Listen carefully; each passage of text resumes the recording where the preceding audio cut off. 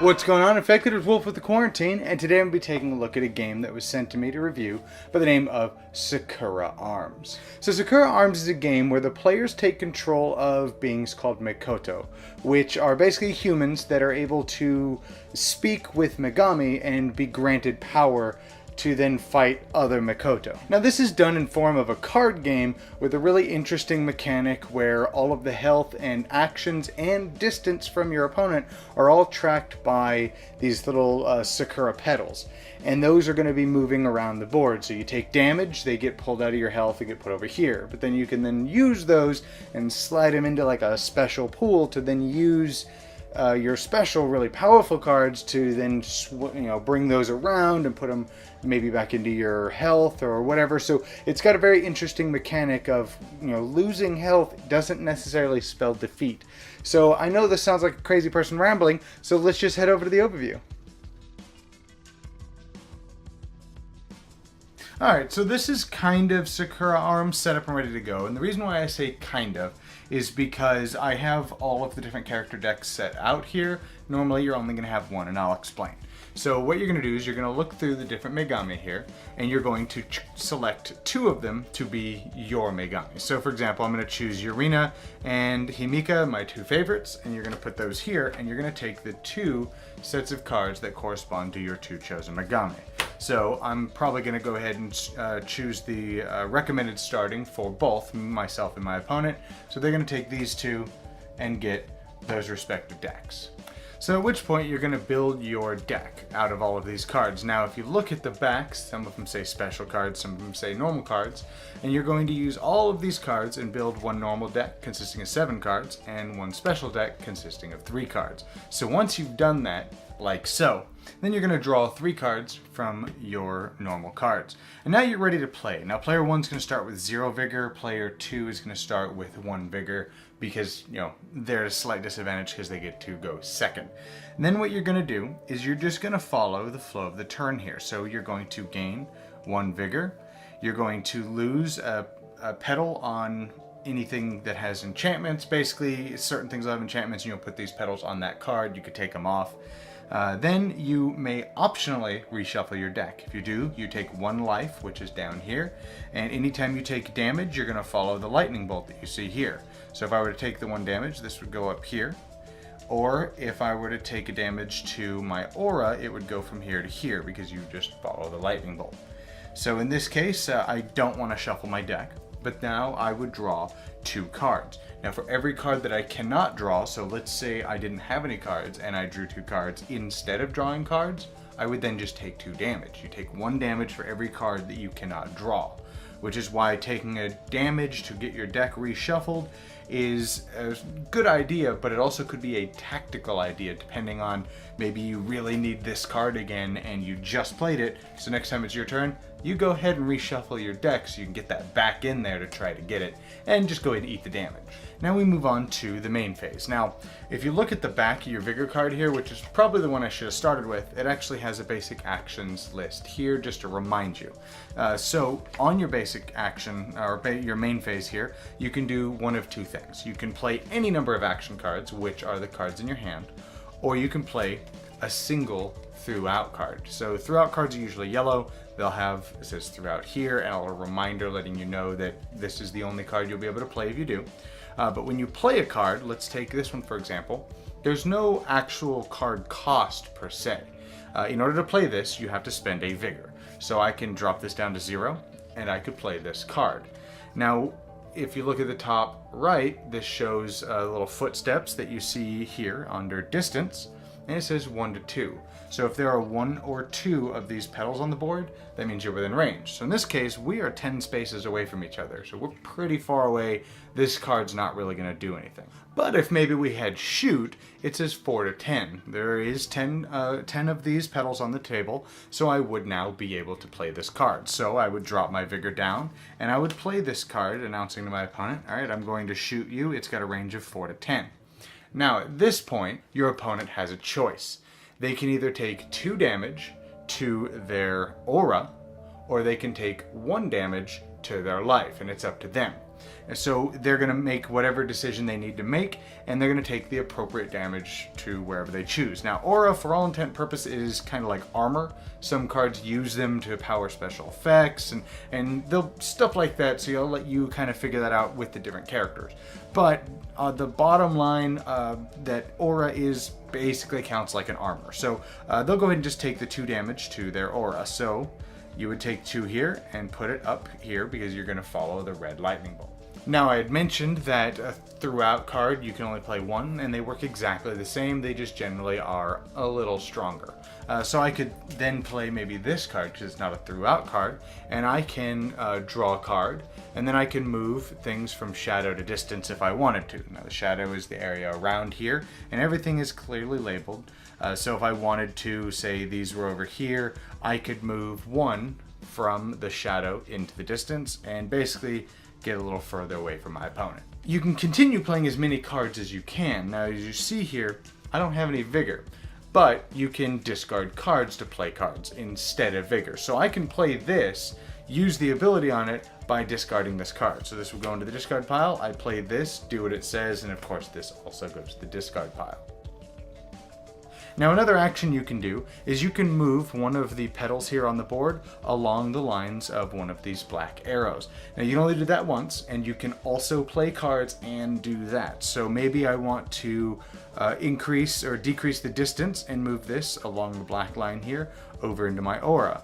Or maybe if I wanted to, or if I had something in flare, because anything that damages you, that goes into flare. So if I have anything here, maybe I move it over into shadow, because maybe later I want to try to get it over into my aura and, help with armor. So you can move one of these tokens around. Now, a little ways into the game, your board is going to look kind of like this. You're going to maybe have closed some distance here. Each side is going to have, things in their flare and things in their shadow. Your aura is going to be flip-flopping back and forth. And on your turn, one of the other things that you can do are the special cards. Now, you're allowed to look at these at any time. These, however, do have a cost. If you look in the top right corner, this is how many flare tokens that you're going to need. So, for example, this one here needs 6, but it does 4 and 3, so it's a very tough decision, because if your opponent cannot take all of that damage, so for example, right now, if I did this to my opponent, they can't take all 4 damage to their aura, so they must choose the 3, which could be devastating. Or for example, here, I can take 2 of my flare tokens, put them over into shadow, and I can just draw 2 cards. Or, of course, here we have an attack. Attack this card that was played as a reaction gains -2. Now, what these are is some cards are reactionary cards.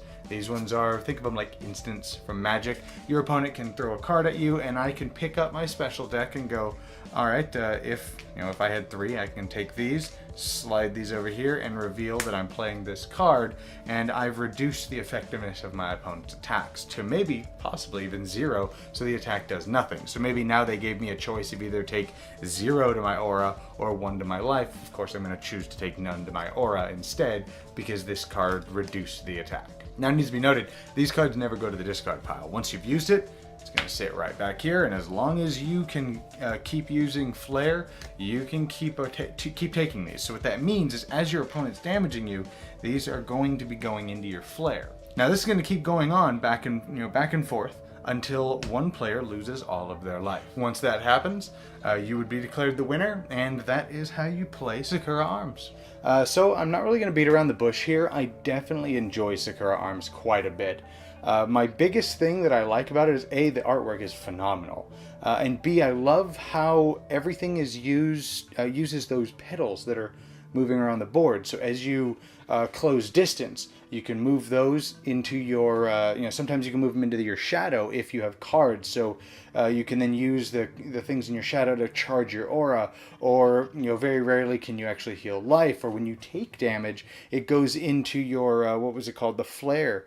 So you can use your special abilities. So as you're getting hit, you're going to be able to kind of stand your ground a little bit stronger as your opponent's coming at you. And there's also, that visual representation of how far you are. So if your range says 3 to 4, there are 5 petals on the board, that just means you're not in range. So it makes it super simple, and in order to, you know, figure out what's on the cards and what cards you can use and range and all that, and everything's clearly outlined. It even you don't even have to look at the rulebook to really set up the game.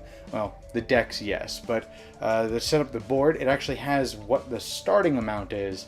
So you know there's always going to be 10 starting on that row. You're going to start with 8 life. There's going to be, 3 in each player's aura. So it has that, and then the board also has everything you could do on your turn.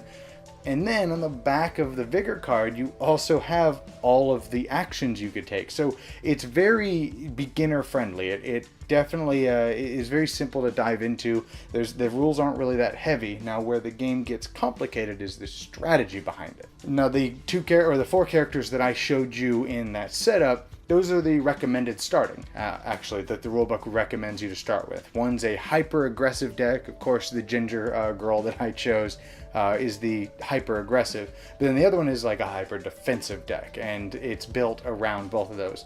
Now, that's where the game gets interesting, though, because if you have your own set and I have my own set, we could technically be invoking the same Megami, just in different ways, because we build our little 7-card deck away from each other, or, you know, privately. You guys don't know what it is. You know who your gods are, or your Megami are.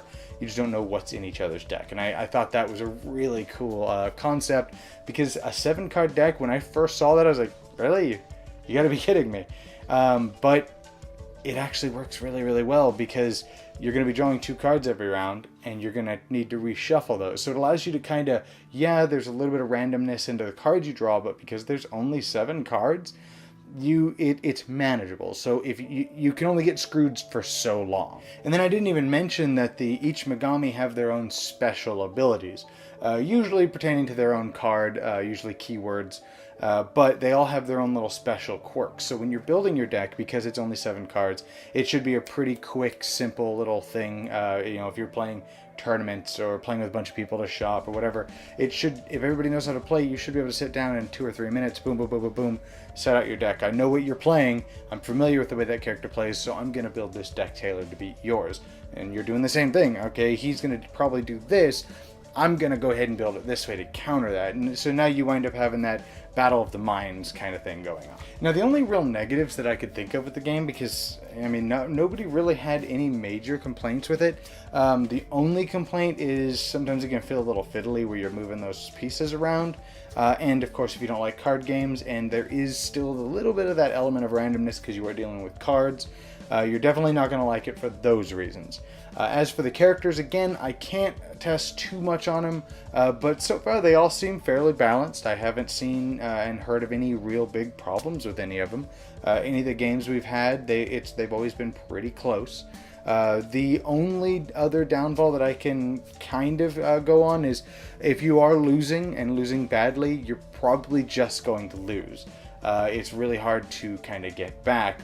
But with that said, the fact that all of the petals are always still, well, for the most part, always still on the board, they're going to be moving around somewhere. So start throwing things into your aura. So, I mean, even that is kind of a stretch for a negative. So yeah, that is my review for Sakura Arms. I thoroughly enjoy it. It's a really good game. If you're looking for a good, solid 2-player card game that's super competitive, definitely pick this one up. There's a lot of customization. You can really build your character however you want them to play. Each character's, or each one of the Megami, of course, specialize in certain things. Like, for example, the ginger character that I like to play, she's all about ranged attacks, but if you get really, really close, you could just do this one Hadouken attack that just does a ton of damage.